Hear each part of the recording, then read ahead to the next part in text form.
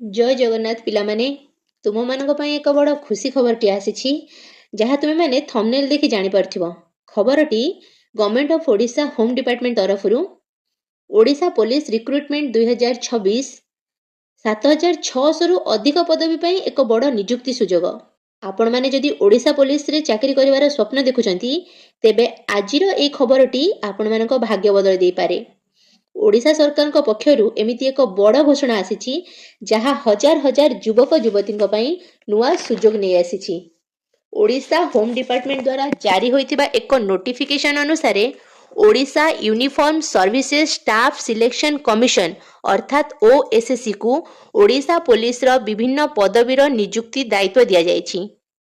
एही नोटिफिकेशन अनुसार constable communication पई 300 पोस्ट, ओआईएसएफ कांस्टेबल पई 2212 पोस्ट, सिविल कांस्टेबल पई 4219 पोस्ट एवं सब इन्स्पेक्टर बा एसआई पई 933 पोस्ट जहाँकि मोट 7664 पोस्ट।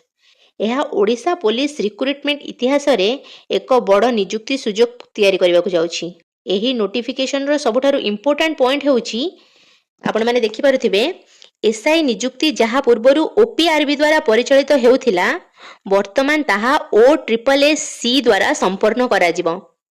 एही नोटिफिकेशन रे आहुरी मध्य उल्लेख अछि जे पूर्वरु एसआई पई जो आवेदन करथिले बा योग्य विवेचित होइतिबा जो प्रार्थी माने थिले सेमाने मध्य एही नियुक्ति रे अंशग्रहण करि परिबे।